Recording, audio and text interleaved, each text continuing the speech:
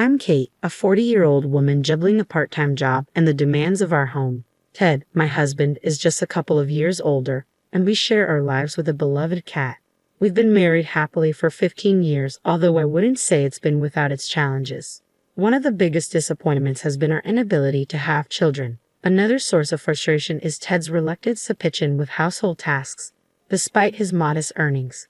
He tends to relax and avoid responsibilities on his days off. Ted has always been close to his mother, who lives nearby. Since his father's passing, he visits her often, claiming she's lonely, though I know she's far from frail. In fact, she can be quite difficult and lacks refinement. Just the other day, I stood in line at the grocery store when an unexpected loud noise escaped me. A mortifying moment. In my embarrassment, I turned around and hastily pointed the blame at the person behind me. My mother-in-law found this incident amusing and began sharing her own shopping anecdotes. Ted, my husband, joined in her laughter, but I couldn't share their amusement. I found her behavior distasteful and couldn't reconcile myself to the fact that she was family. Her unpleasant demeanor left her with few friends, and it seemed like her main pastime was making life difficult for her daughter-in-law. If it weren't for our strained relationship, I wouldn't mind visiting my in-laws. However, I doubt any daughter-in-law would willingly engage with such a character. Even Ted's older brother and his wife, Rose, who used to live in the same house with her, couldn't tolerate her and eventually moved away. It's not hard to see why. Living with such a mother-in-law would be a daunting challenge, especially after Ron, Ted's brother, passed away. Despite Rose's patient and tolerant nature, she too found her difficult to bear and chose to distance herself. I can only imagine how much she must have endured. Rose wanted to create some distance, but her somewhat pampered husband wasn't keen on moving too far. As a result, the three families now live separately but close by. It makes me wonder if all the brothers are Mama's boys. What could possibly be so appealing about a mother-in-law like that? Even if I had to reside under the same roof as her, I could manage it if it were in separate living quarters. However, when she recently summoned me to discuss family matters, the contentious issue of living together came up again. I think it's time for us to consider living together, she said, sparking the heated debate. Live together? When can you guys move in? Just as I thought she had gathered us to discuss something else, she abruptly brought up the idea of living together. What surprised me even more was her assumption that it was already decided and she was jumping straight into discussing moving and dates. I was taken aback. Wait a minute. Hold on. I don't want to live together, I blurted out. I've seen how much trouble Rose went through, and I don't want to go through the same. I'm not asking you, I'm asking Ted, she retorted sharply, brushing aside my clear refusal to consider living together. My objection seemed entirely disregarded, despite the fact that I would be directly affected by such a decision. Well, I don't mind living together, Ted chimed in unexpectedly. And when it comes to taking care of Mom in the future, it would be easier for Kate if we're all under one roof, wouldn't it? I couldn't believe Ted had agreed to this so readily, assuming I would take on the caregiving responsibilities in the future. Take care of you. Are you serious? I exclaimed, incredulous. After all the difficulties you've caused Rose and me. Her expression soared at my response. Oh dear, that sounds rather harsh. I was just offering some guidance as your elder in matters of health and family. Education. Is she really the one to talk about education? I mused silently. Regardless, I have no intention of living together or taking care of you. If you insist, I will file for divorce, I stated firmly, startling Ted. Whoa, wait, divorce over this? Ted reacted, clearly flustered. Considering divorce over being coerced into living together and caregiving without regard for my feelings is not unreasonable, I asserted. I have a job and stable income, so I'll manage just fine even if we separate. Ted was left momentarily speechless. Well, if Kate truly doesn't want to, then I suppose we'll have to ask your brother and Rose to return, she interjected, causing Rose to panic. Oh, I can't live with my mother-in-law again. It would be detrimental to my mental health. Absolutely not, Rose exclaimed, clearly distressed. However, this time her husband attempted to soothe her. Calm down, Rose. Mom may have been tough on you in the past, but it was out of concern for you. She regrets it now, he reasoned. Regret? I haven't seen any signs of regret from her at all. Rose retorted, clearly unconvinced. Yeah, you never argue back no matter what I say, so it's not much fun for me either. It's tough when a daughter-in-law is as straightforward as Kate.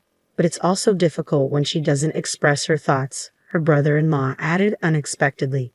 Rose was left speechless at his unexpected remark. Standing beside her, I too was taken aback and rendered speechless. Rose had always been a homemaker. If you divorce, you'll struggle financially right away. Kate works diligently. Unlike you, remarked the brother-in-law, prompting the mother-in-law to chime in. It's true, Rose. If you continue to be selfish, your husband might leave you. When a woman lacks good looks and a good figure, she ends up alone on the streets. I couldn't believe the mother-in-law's lack of remorse. She seemed to be escalating further. Rose used to be so pretty when she was young. Now she's gained quite a bit of weight, she continued, seemingly oblivious to her hurtful words. I wondered where this conversation was heading. Did you hear about those big deals? The zoo deals? I'm interested, I murmured, trying to change the subject. But the brother-in-law burst into laughter. Oh, that's terrible. Are you comparing me to a seal? Rose choked back tears as she spoke. I felt flustered, wanting to comfort her, but the mother-in-law and the brother-in-law continued their insensitive banter.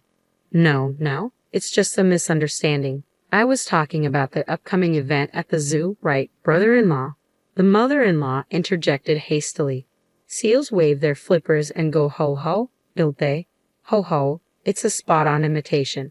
To my disbelief, the brother-in-law and mother-in-law began imitating a seal, flapping their hands at their sides. Stop it, please. Are you both out of your minds? I exclaimed, shocked by their behavior.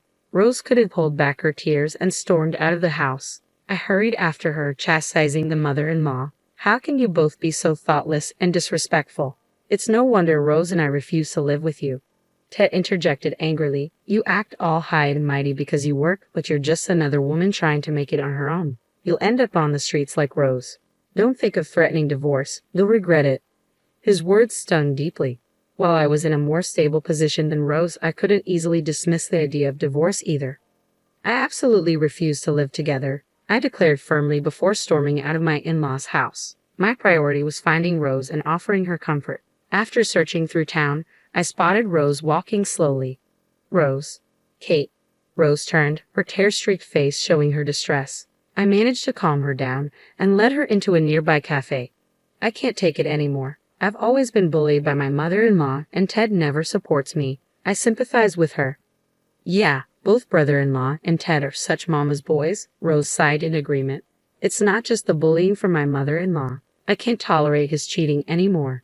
And even worse, my mother-in-law is helping him cheat, Rose suddenly confided, catching me off guard. Wait, hold on. Brother-in-law is cheating, and your mother-in-law is in on it? How did this happen? I asked, stunned by the revelation. He's been seeing someone else for a while now. He claims he's visiting his mom, but he's actually out with his mistress. His mother covers for him, creating excuses and lying to cover his tracks, Rose explained tearfully, pouring out her emotions. Oh! My heart went out to Rose. She was not only enduring mistreatment from her mother-in-law, but also betrayal from her husband. It was a heartbreaking situation for her. I understand why you're upset. It's heartbreaking, but why endure it? You don't have to put up with this, I said, hoping to console Rose. But instead of finding solace, Rose looked at me with a puzzled expression. Why endure it? I thought you were enduring the same thing, Rose replied cryptically. What do you mean? I asked, puzzled. Rose then proceeded to unveil a shocking tale. After listening to her story, we both agreed to join forces and seek retribution against our in-laws. The behavior in that household was simply outrageous. There was no reason for us, as wives, to endure their ridicule in silence. We vowed to repay them double for the humiliation they had inflicted upon us and to assert ourselves once and for all. A month after Rose and I made our decision, our mother-in-law quietly summoned us once again. Without informing our husbands, Rose and I made preparations, seeing it as the perfect chance. With determination in our hearts, we set off for our husband's family home. I really think one of you should move in with me. Our mother-in-law brought up the topic of living together again. I'm getting older, and eventually you girls will have to take care of me. Think of it as practice. Before I could respond, Rose intervened firmly. I won't do it. I refuse to live here under any circumstances. If that's what it comes down to, I'll file for divorce. Her tone was resolute this time, catching our mother-in-law off guard. Ridiculous. And what about you, Kate? Our mother-in-law turned to me next. Huh? I was caught off guard. So, you want us to live with you because you expect us to take care of you, right? I clarified. Well, yes, that's part of it, but I also don't want to be alone. I want to live with one of my sons, she explained. When neither Rose nor I agreed, our mother-in-law's impatience grew. Can't you girls understand a simple request? This isn't a request, it's an order. You will live with your husbands here. Rose and I exchanged a glance and shook our heads in unison. We refuse. Perhaps someone else can fulfill this role instead, I declared calmly. With that, I spread a handful of photos across the table. What is this? Brother-in-law and Ted gasped in surprise. These photos are evidence that both brother-in-law and Ted have been cheating, I stated firmly, laying out the pictures on the table. They showed them entering hotels with other women, kissing in the shadows near telephone poles.